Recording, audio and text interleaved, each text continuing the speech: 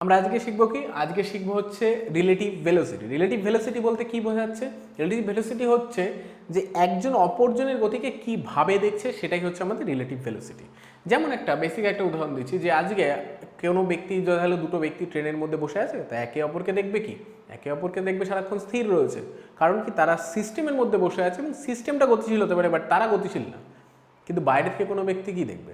সে দেখবে যে ওই ব্যক্তিগুলো গতিশীল, আবার ওই ব্যক্তি আবার বলবে বাইরের ব্যক্তিকে বলবে গতিশীল। তার মানে এই যে গতির ব্যাপারটা সেটা হচ্ছে আপেক্ষিক। তো সেরকমই বিষয় নিয়ে আমাদের আজকের আলোচনা। কিন্তু আমাদের আলোচনার মধ্যে কি কি থাকছে, সেই আলোচনার মধ্যে থাকছে হলো যে আজকে যদি নদী পারাপার করতে হয় তাহলে সেইখানে কি কি প্রবলেম ঘটতে পারে সেইগুলো। কীরকম জিনিস আমি দেখাচ্ছি। ধরলাম এটা নদীর দুটো পার, ঠিক আছে, এল ডিস্টেন্স আছে। এখান থেকে এক ব্যক্তি ইউ স্পিডে নদী পার করতে চাইছে, ঠিক আছে, ভি স্পিড ধরি, ভেলোসিটি ভি স্পিডে পার করতে চাইছে। আর এদিকে ইউ স্পিডে তোমার স্রোত রয়েছে, ইউ স্পিডে তোমার স্রোত রয়েছে। এবার কি করবে ব্যক্তিটা? যদি পার হতে চায়, নদীটাকে পার হতে চায়, ব্যক্তিটা ভাববে যে সবসময় সে সোজাই রয়েছে। মানে আমি ধরে নিলাম এ পয়েন্ট, এটা বি পয়েন্টে যেতে চাই, ঠিক অপোজিট পয়েন্ট বি পয়েন্টে পৌঁছাতে চায়। কিন্তু আলটিমেটলি কী হবে? স্রোতের জন্য ব্যক্তিটা এরকম একটা পয়েন্টে গিয়ে পৌঁছে যাবে, সি পয়েন্টে গিয়ে পৌঁছে যাবে, তাই না? যেতে চাইছিল এদিকে কিন্তু চলে গেছে এদিকে, মানে বি পয়েন্টে যেতে গেছে চলে গেছে এইভাবে, সি ভাবে। এই মোশনটা যে যে ব্যক্তি রয়েছে, মানে যে সুইম করছিল, সে ভাবছে আমি সোজা যাচ্ছে, কিন্তু গন্ডগোলটা কি হচ্ছে? এইখানে যে ব্যক্তিটা দাঁড়িয়ে রয়েছে, এখানে যে ব্যক্তিটা, সে প্রথম থেকে দেখতে পাচ্ছে না এই সরে যাচ্ছে। কারণ কি? এই ব্যক্তিটা শুধু নিজের গতিবেগকে দেখছে, আর এ কি দেখছে? নিজের গতিবেগ, মানে এই ব্যক্তির গতিবেগ প্লাস হচ্ছে স্রোতের গতিবেগ, দুটোকেই লক্ষ্য করতে পারছে যে স্রোত ওকে ঘুরিয়ে দিচ্ছে। তাহলে যদি তাই হয়, তাহলে এই টাইপের প্রবলেমগুলো আমরা সলভ করবো কী করে? একেবারে আমরা বেসিকটা বুঝবো, ডাইরেক্ট ফর্মুলা না, বইয়ে ডাইরেক্ট ফর্মুলা করে দিয়েছে, ফর্মুলা না, আমরা একেবারে বুঝবো যে হয় কী করে। সেটার জন্য আমাদের কি দরকার? আমাদের দরকার হচ্ছে কোঅর্ডিনেট ধারণা দরকার। যেমন এটা এক্স অ্যাক্সিস, এটা ওয়াই অ্যাক্সিস, এটা এক্স ড্যাশ, এটা ওয়াই ড্যাশ, বা এটাকে আমরা বলতে পারি minus X axis minus Y axis, এইভাবে minus X axis minus Y axis, এইভাবে আমরা বলতে পারি। এটা হচ্ছে অরিজিন যদি ধরে নিই। তো এই ব্যক্তিটা যদি এটা অরিজিন হয়, তাহলে ওর এক্স অ্যাক্সিস কোনটা? এটা এক্স অ্যাক্সিস, উপরেরটা ওয়াই অ্যাক্সিস, এক্স লিখলাম না, এটা এক্স অ্যাক্সিস, উপরেরটা ওয়াই অ্যাক্সিস। এক্স অ্যাক্সিসের ইউনিট ভেক্টর কি? আই ক্যাপ, ওয়াই অ্যাক্সিস হচ্ছে জে ক্যাপ। তাহলে এখান থেকে dot dot dot dot dot দিয়ে দিচ্ছি। ধরলাম এই যে যেটা আছে সেটা হচ্ছে ভি ভেক্টর, এটা হচ্ছে আমার ইউ ভেক্টর, তাহলে রেজাল্টেন্ট হচ্ছে ডাব্লিউ ভেক্টর, কারণ এটা এইভাবে যাবে, এটা এইভাবে যাচ্ছে, আর এটা।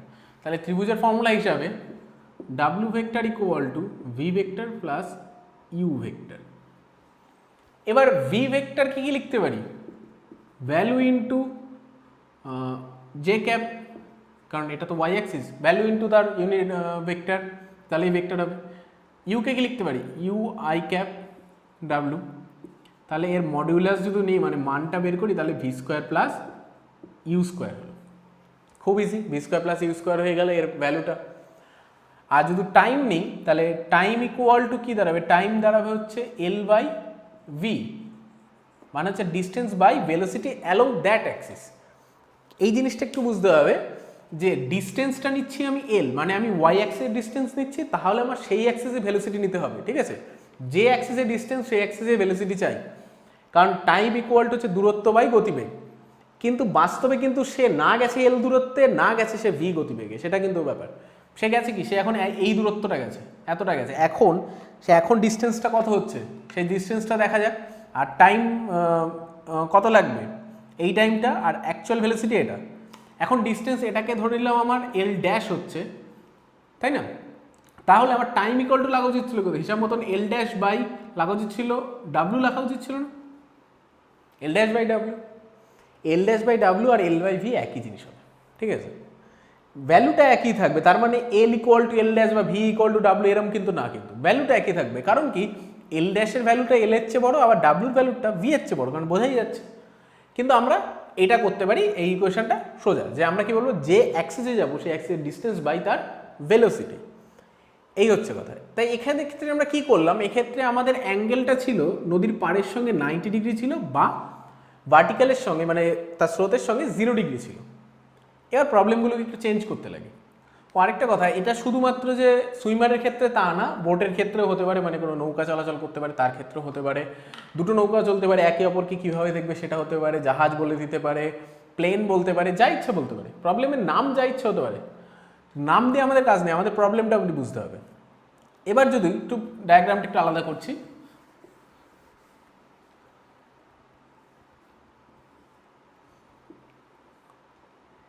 এখানে একটা ব্যক্তি সে এইভাবে সাঁতার কাটছিল,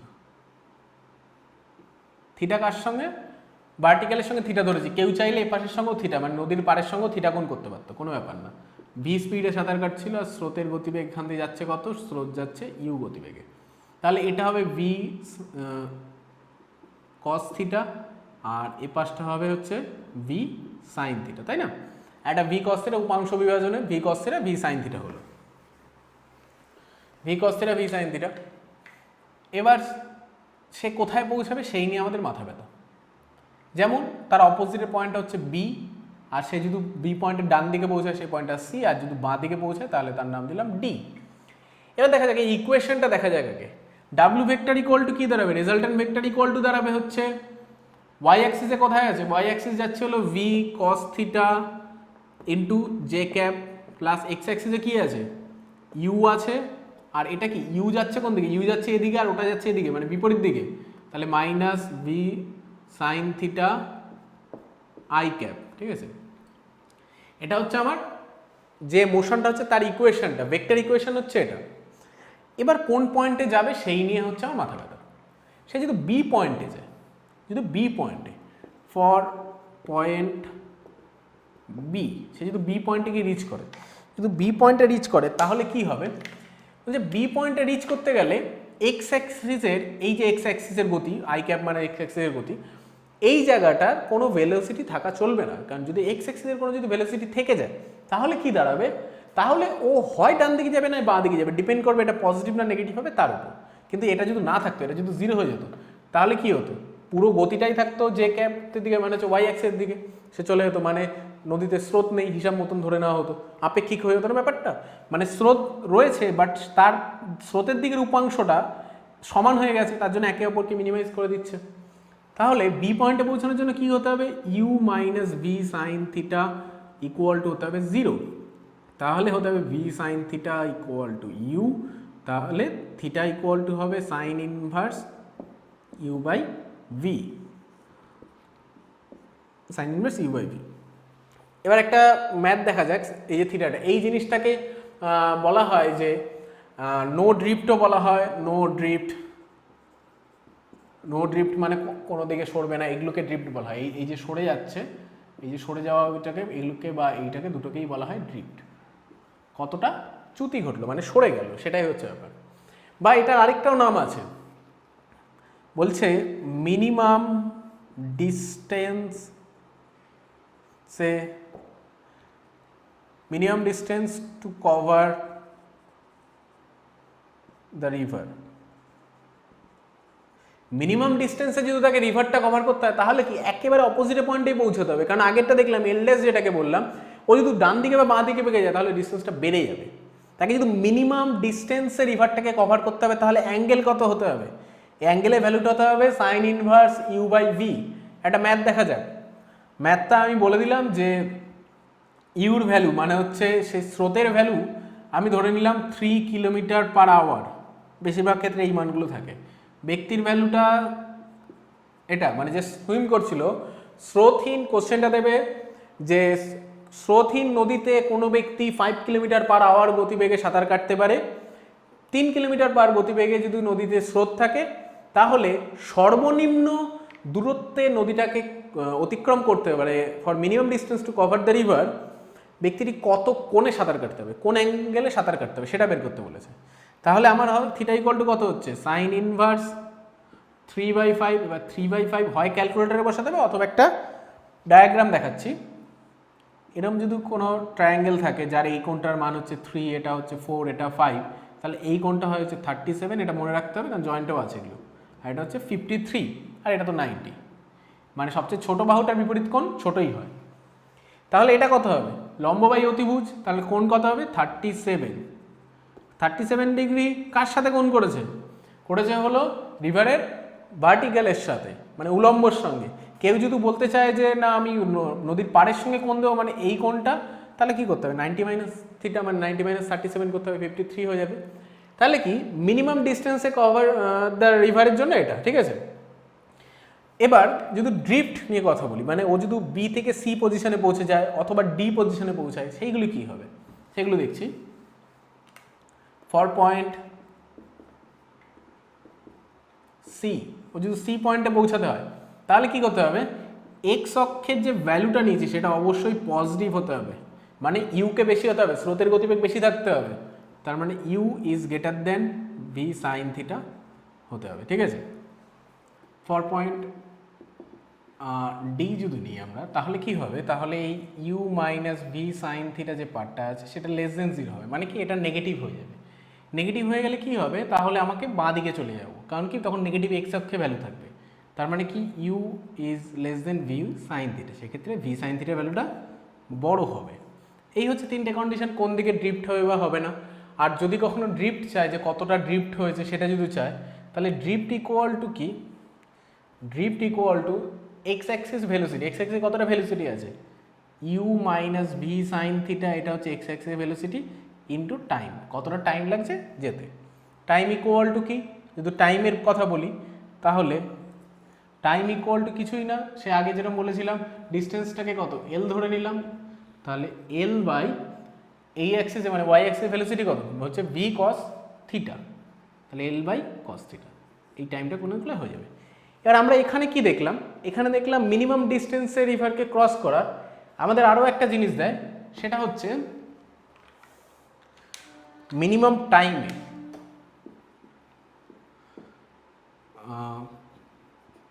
cross the river in minimum time. সেক্ষেত্রে কি হতে হবে, আমাদের টাইমের ইকুয়েশনটা দেখাও, কিভাবে যা আমার কিছু এসে যায় না, ঠিক আছে, কিন্তু মেনটা হচ্ছে কতটা ড্রিফট হোক তাতেও আমার কিছু এসে যায় না। এখানে দেখো টাইমকে যদি মিনিমাম হতে হয়, এই টাইম যদি মিনিমাম হয় নিচের পার্টটাকে ম্যাক্সিমাম হতে হবে, তখনই হবে। তা নিচের পার্টটা কখন ম্যাক্সিমাম হবে, যখন থিটা, যখন কস থিটা ভ্যালুটা ম্যাক্সিমাম, কস থিটা ম্যাক্সিমাম কখন দেয়, থিটা ইকুয়াল টু যখন 0 হয়। ফর থিটা ইকুয়াল টু 0 কস 0 কত হবে 1 হবে, টি ম্যাক্স কত দাঁড়াবে তখন এল বাই ভি, এটা দাঁড়াবে, তার জন্য টাইমটা ম্যাক্সিমাম লাগবে। কখন হবে, যখন পুরোটাই তোমার ওই ভার্টিক্যালি যাবে, যখন ভার্টিক্যালি যাবে মানে এরকম, মানে থিটা 0 হয়ে যাবে মানে পুরোটা এরকম সোজা করে যাওয়ার চেষ্টা করছে, তখন হবে আমার টাইমটা ম্যাক্সিমাম টাইম লাগবে, ঠিক আছে। টাইম মিনিমাম লাগবে, ম্যাক্স কেন বললাম, মিন হবে, কারণ এখানে তো মিনই বললাম, কারণ নিচের পার্টটা ম্যাক্স মিনিমাম টাইমে তখন গিয়ে পৌঁছাবে। এই হচ্ছে আমাদের রিভারের ফান্ডা, মানে রিভার নিয়ে আমাদের কী কী প্রবলেম আসে তার মধ্যে বেশিরভাগ দেয় হচ্ছে মিনিমাম ডিস্টেন্স আর মিনিমাম টাইম দেয়, এই দুটো দেয়, কিন্তু আমরা যদি ভেক্টর ফর্মটা বুঝি তাহলে ইজি হয়ে যাবে। এবার আর কয়েকটা জিনিস আমি বলে দিচ্ছি, যদিও আমাদের নর্মালি একাডেমিকটা ওই টাইপের কোশ্চেন দেয় না, সেটা হলো এই যে আমরা স্রোতটাকে দেখলাম না, স্রোতটাও যদি নির্দিষ্ট কোণ করে থাকে, বেসিক্যালি এমনি টাইমে হয় না, যদি স্রোতটাও এরকম করে কোণ করে থাকে, মানে স্রোতটা দেখা গেল ইউ ব্যাংকের সাথে কোণ করে আছে, দেখা গেলো ফাই কোণ করে রয়েছে, এরকম যদি কোনোদিনও হয়, সেক্ষেত্রে ইকুয়েশন বড় হবে, আর কিছুই হবে না। এখান থেকে আমরা করলাম ইউ এখানে কত দেবো, ইউ কস ফাই, আর এটা দেবো কত, ইউ সাইন ফাই। সেক্ষেত্রে এই ইকুয়েশনটা কি দাঁড়াবে সেটা দেখা যাক। ওয়েভের ইকুয়েশনটা মানে এই যে ভেলোসিটি যে সেই ইকুয়েশনটা, W vector equal to X অ্যাক্সিসে কে কে আছে, এক্স অ্যাক্সিসে আছে U cos phi minus V sine theta, এটা হচ্ছে আমার আই ক্যাপ, প্লাস ওয়াই অ্যাক্সিসে কি আছে, পজিটিভ ওয়াই অ্যাক্সিসে আছে হলো ভি কস থিটা, আর নেগেটিভ ওয়াই অ্যাক্সিসে আছে minus U sine phi J cap. এই হচ্ছে ইকুয়েশনটা, ঠিক আছে। এবার সেই আবার একই টাইম কত লাগবে, কোনো ড্রিফট হবে কি হবে না, তার জন্য ড্রিফট না হওয়ার জন্য আমরা এক্স অ্যাক্সিসের যে ভেলোসিটি আছে তাকে 0 বানিয়ে দিই, টাইমের জন্য আমরা সবসময় ওয়াই অ্যাক্সিসের ভেলোসিটিকে ট্রিট করি, এই টাইপের জিনিস। এই জিনিসটা কেন বলা হলো, কারণ এরপরে যখন আমরা বৃষ্টির অঙ্ক করব না, মানে বৃষ্টি পড়ছে ছাতা আমি ধরবো কি করে, সেই টাইপের ম্যাথগুলো যখন করব তখন আমার লাগবে, সেটা দেখা যাক কখন ওটা লাগছে, ঠিক আছে। আমি মুছে দিচ্ছি, তখন আমি বলছি ওটা যে বৃষ্টির ব্যাপারটাতে কি হচ্ছে।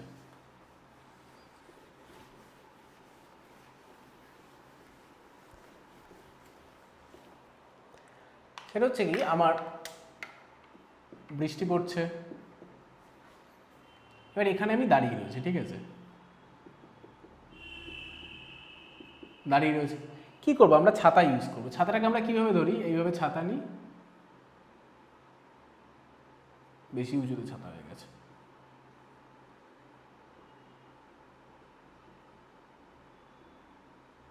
ছাতাটাকে আমরা ধরি, তাতে কি হয় যে আমরা ভিজি না। আমি যদি দাঁড়িয়ে থাকার কথা বলি, দেখা গেল বৃষ্টি আসছে হলো ইউ ভেলোসিটিতে বৃষ্টি পড়ছে, ইউ ভেলোসিটিতে বৃষ্টি নামছে, আর আমার ভেলোসিটি কত, আমার ভেলোসিটি ফার্স্টে রয়েছে 0। তা যদি 0 থাকে তাহলে আমার কোনো, ছাতাটাকে আমি জাস্ট নর্মালি ধরছি। কিন্তু দেখা গেল আমি কোনো কিছুতে মানে রানিং রয়েছে, মানে আমার গতিবেগ রয়েছে, আমি হাঁটছি, যদি আমি এরকমভাবে হাঁটতাম বা আমি কোনো গাড়িতে যদি বসে আছি, মানে এরকম যদি হয়, যদি আমি কোনো গাড়িতে বসে থাকি,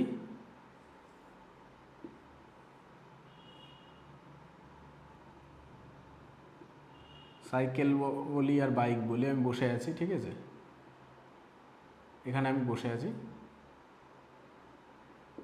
আর পিছনে একটা সিট আছে, পিছনের সিটে আরেকজন বসে আছে, কারণ নিজে বাইক চালালে তো আর নিজে আমি ছাতা ধরবো না,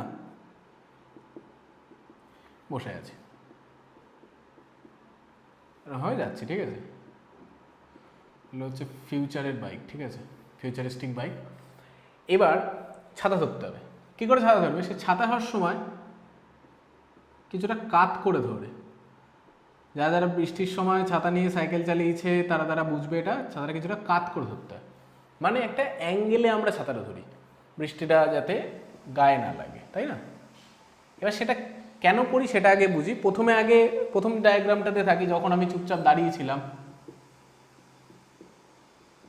যখন বৃষ্টি পড়ছিল, ইউতে বৃষ্টি পড়ছিল, আর দেখা গেল আমি নর্মালি দাঁড়িয়ে আছি বা বিতে রয়েছি, ছাতা যেভাবে কীভাবে ধরবো সেই নিয়ে যদি ম্যাথমেটিক্সটা দেয় ছাতার, তাহলে কি দেখা যায়, বৃষ্টি উপর থেকে নিচে পড়ছে, তার মানে কি কোন অ্যাক্সিসে আসছে, নেগেটিভ অ্যাক্সিসে আসছে, মাইনাস ইউ,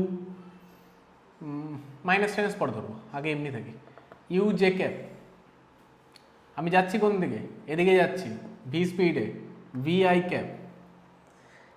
এবার আমাকে ডায়াগ্রাম করতে হবে যে রেজাল্টেন্টটা কোন দিকে হবে। এবার রেজাল্টেন্টটা কীরকমভাবে থাকবে, এইভাবে থাকবে, কিন্তু আমি ছাতাটা কোনভাবে ধরি, ছাতাটাকে তো এইভাবে ধরি না আমরা ছাতা, তার জন্য আমরা নেগেটিভ অ্যাক্সিসে কল্পনা করছি। এটাকে নামিয়ে দিলাম, এটাকে নামিয়ে দিলে কি আসছে, U minus U J cap আসছে না, মাইনাস ইউ জে ক্যাপ থাকবে, মাইনাসটা যদি এখনও না আনি, আমরা করলাম কি, এটাকে নামিয়ে দিলাম,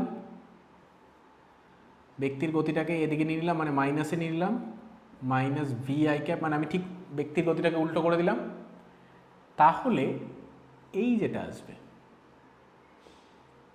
এটা হচ্ছে ডাব্লু ভেক্টর। সেই কি হবে,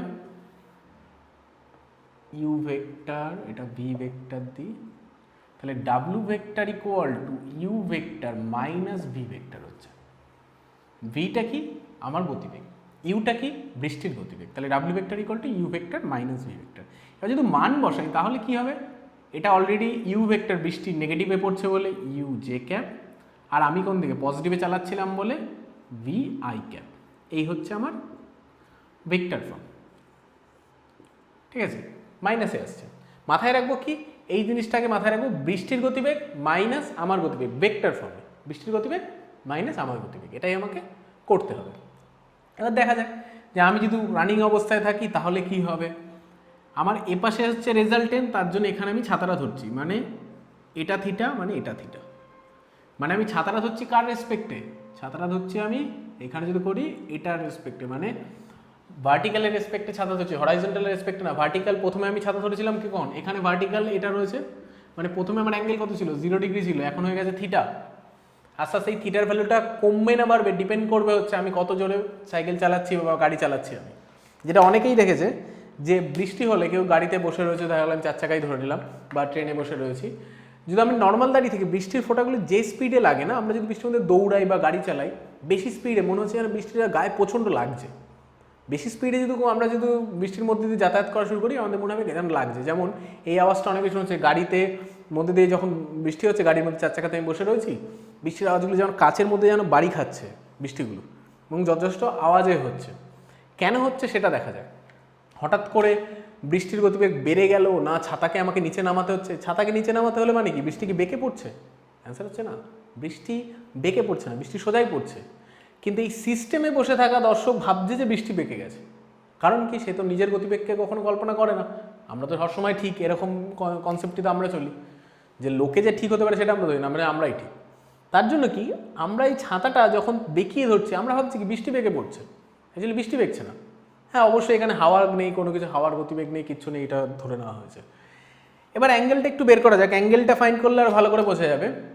এটাকে যদি আমরা ট্যান থিটা লিখি, ট্যান থিটা ইকুয়াল টু কি, ভি বাই ইউ। ভেক্টর ফর্মে নিলাম, মাইনাস আমি নিলাম না, মাইনাসটা নিইনি আমি। তা থিটা ইকুয়াল টু কত, tan inverse V by U. এবার একটা জিনিস মাথায় রাখো, ট্যান থিটার ভ্যালুটা 0 to 90 আস্তে আস্তে ইনক্রিজ করে, ঠিক আছে। 0 ডিগ্রিতে ট্যান 0 ভ্যালু হচ্ছে 0, আর 90 ডিগ্রিতে গেলে ইনফিনিটি হয়ে যায়। মানে কি, মানে অসংজ্ঞাত যেটাকে আমরা বলি, যে মান বের করা যায় না ওটা। ব্যাপারটা হলো যত আমার থিটা ইনক্রিজ করবে তত ভ্যালুটা বাড়ে। থিটা ইনক্রিজ করা মানে এই পাশেরটা বাড়া। এটা কখন বাড়বে, হয় ইউকে কমতে হতে হবে, ভিকে বাড়তে হবে। আর ট্যান থিটা ইকুয়ালটা আমরা কি দেখছি, ভি বাই ইউ। তো তাহলে আমরা কি করলাম, হয় ভিকে কমতে হবে মানে বৃষ্টি খুব আস্তে পড়তে হবে, কিন্তু বৃষ্টি একটা নির্দিষ্ট স্পিডেই পড়ছে। তাহলে আমি যদি ভি এর ভ্যালুটা মানে আমার গতিবেগটা যদি আমি বাড়াতে আরম্ভ করি, তাহলে এই থিটাটাও বাড়তে আরম্ভ করবে, তাই না।